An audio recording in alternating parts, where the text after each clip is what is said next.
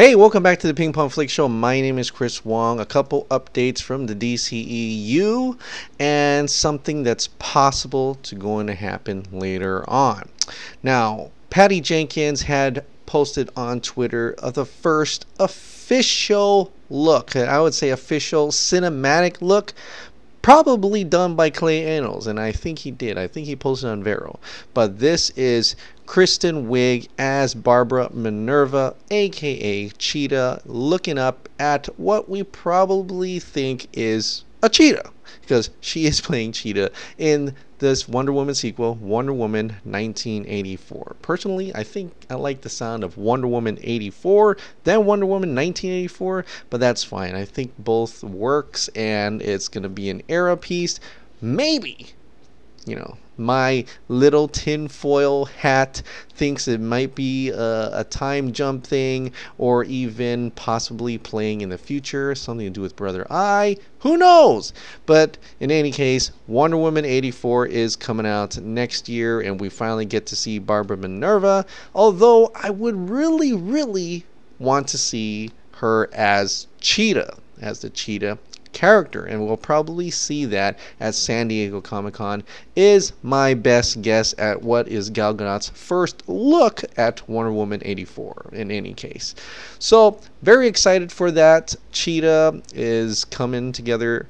Very interestingly, someone noticed that all these female villains in the DC film starts off looking like that, with messy hair, large glasses. It's very interesting. I mean, we had a picture of Harley Quinn as Quinzel. She has large glasses. Of course, she was the Doctor. Even Selena Kyle from the Batman Returns had large glasses. I think, who was the other one? There was another person. Poison Ivy also started off with large glasses and, looking dorky before they become villains. So it's kind of a very interesting look into that, very interesting comparison with that. I don't know what that means. It's just really fun to notice that in any case. The next thing is sort of DC related, but I want to report on it anyway. The Hollywood Reporter is saying that Jared Leto is to star in Sony's Spider-Man title Morbius, and that in Morbius is this Dr. Michael Morbius, a scientist who suffered from a rare blood disease and becomes a living vampire in the Spider-Man mythos.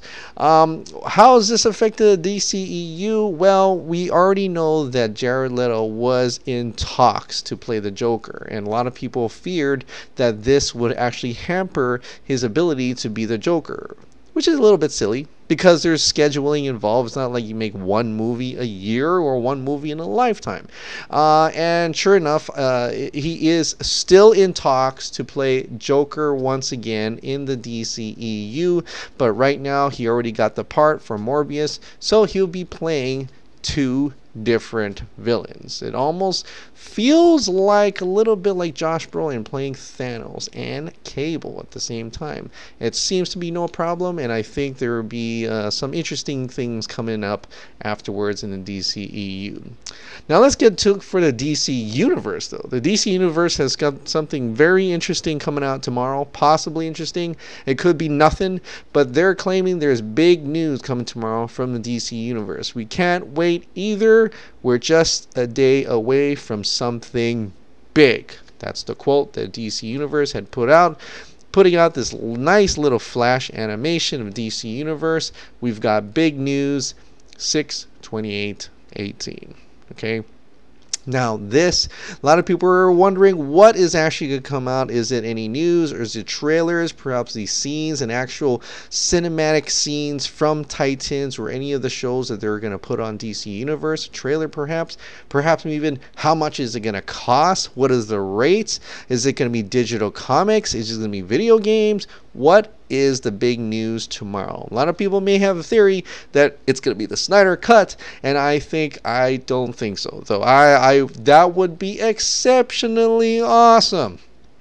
I would just lie on the floor cradling myself if that actually happens. But I think maybe the Snyder Cut, if that was ever to be released, will need a bigger type of platform to talk about it, or even a smaller platform, maybe just in passing. Who knows at this point what Warner Brothers intends to do with the Snyder Cut and what they think they can capitalize out of the Snyder Cut and what other issues that could arise. But so in this, if this is the case that DC Universe has a big news tomorrow, I do not think it's going to be a Snyder Cut. I would be totally happy it was, but you know, keep our expectations in check. It's probably like Vinyl 7 says, it's probably just a comic rollout or something, a comic book announcement in any case. So, but there's still some things to be excited about, and putting the tinfoil hat on once again. Where is it? I don't even know where mine is. It's just fully disappeared. But a certain photographer had put out an interesting, what appears to be a Morse code that some have already deciphered on Google, at least I think that's Google, and translated into words.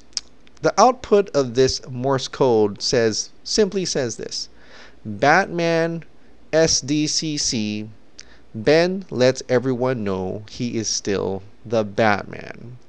And then he has gone and deleted that tweet. But without, everybody started screen capturing it and translating themselves and posting it on Twitter. So it is in public knowledge as per se. But nothing really caught on here, yet it has caught fire within the DCEU fandom, and some of us may have even forgotten about it after a string of episodes regarding possibly the Snyder Cut. But in any case, that is really something. Batman is going to be at the San Diego Comic-Con. Which Batman are we talking about? Are we talking about the Matt Reeves Batman or a different Batman altogether? And is it true that Ben Affleck will be on stage to let everyone know that he is still the Batman? That is exciting because I believe he is the best Batman I've ever seen on screen. That's my own feelings about it, and I truly want him to continue being the Batman, whether it's the Matt Reeves the Batman, or in Justice League, or in another Justice League movie, or so on and so forth. But I believe that he could really pull off even Matt Reeves the Batman, just make him look a little younger, de-age him a little bit, and he could probably work out for that. I mean, I really think so in any case. So that is one huge rumor right now, so take that with a huge grain of salt. But there might be some really exciting developments for San Diego Comic-Con. Who knows what's going to happen there? As you saw on Twitter, how Fiona and a few others were wondering if Snyder Cut will be at San Diego Comic-Con. We don't know at all. It's totally up in the air at this point. It appears so after all the conversations we go through to Twitter today. People are worried, people are excited, but the question that really rose up was something I was really interested in, and is that the issue with continuity's sake. If and when the Snyder Cut does ever get released, is the issue of actually getting it released the problem is continuity?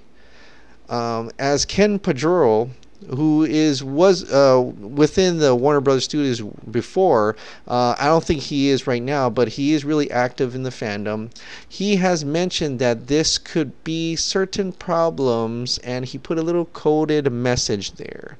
Now, some have already said that could mean Aquaman, how the continuity in the Justice League Snyder Cut may mess with the continuity that's within the Aquaman that's coming out later this year. And that poses a very interesting question. How much has the movie, in terms of Aquaman and Mera and whatever parts in Justice League, the Snyder Cut, has changed to not fit the Aquaman that's coming out this year? Has Jeff Johns changed James Wan's Aquaman to a point that it connects more to Joss Whedon's Justice League rather than Justice League Snyder Cut? Should we even be worrying about continuity? Why? And if so, if Warner Brothers is worried about continuity, does that mean they're trying to fit the Snyder Cut to be canon? That's the issues I'm having right now, of wondering what the issue is. We could definitely release the Snyder Cut as an alternative cut. And then if that's not the type of canon they want to move forward, but if the issue of releasing it like soon or later from now is that people will get confused, the mainstream media will get confused, then call it an Elseworlds cut or an alternative cut or a director's cut, and it's not canon. That has happened before. We've done that type of work. Maybe not to the extreme that the Snyder Cut seems to be, but I think that has happened before, and the studio has not even batted an eye. The movies continued on. So that makes me wonder, if Warner Brothers is having problems besides possible legal issues, are they actually trying to make that canon, or actually trying to find a way to have it continuity, for continuity's sake, to actually connect it to Aquaman? And that also poses the difficult question of how much has Aquaman changed with Geoff Johns involved? Now, if we were to believe that the Snyder Cut Geoff Johns was involved with the Snyder Cut before Joss Whedon did, the Snyder Cut was originally had Geoff Johns come on after Batman v Superman, and they test screened the late end of 2016, and then beginning of 2017 they started reworking on it. They saw another cut, then finally Zack Snyder had enough, and then Joss Whedon came on board, and so on and so forth. So that means that Geoff Johns was originally part of that entire plan. Like I said before, after Batman v Superman, Justice League Part 1 and Part 2 turned into just Justice League. But then at the same time, if that Geoff Johns compromised first version that Zack Snyder approved as the Snyder Cut, is that still in continuity to James Wan's Aquaman at that time? That Geoff Johns, that plan that Geoff Johns had before then, that had already altered Aquaman? And if it did, wouldn't that mean that the Snyder Cut actually fits in the timeline as Aquaman? Unless Aquaman had reshoots, and I believe they did, had reshoots to change it to fit Joss Whedon's Justice League. That is a very interesting question. And that's only if Warner Brothers actually wants to make the Snyder Cut canon. If they want to make it. If they even are thinking that. And that is something we should really question. Right, so this Friday is going to be another fan event for hashtag Release the Snyder Cut, and I suggest we all get involved. I suggest we try our best to make sure to let Warner Brothers and everybody out, Warner Media, know that we really want the Snyder Cut. We want them to release the Snyder Cut, or, in paraphrasing it, but finish and release the Snyder Cut. That's what we want them to do, as it's possible they still need some work for it. We don't actually know how much work has been done after the movie was released, as Gabriel Gray had implied that they were still working on it after release. How much did they finish? But in any case, we need to get involved. We need to make our voice. We need to not yell at them. We need to imply that we want the Snyder Cut, and what better way to do it is to join these fan events. This one is by Vinaldo7, also by Fiona, had also talked about it. So the thing is, you find positive reviews, positive videos, anything you can come up with for the Batman v Superman movie, post it on it with hashtag release the Snyder Cut at Warner Brothers Pictures, Warner Brothers Home Entertainment. Let them know that we want them to release the Snyder Cut.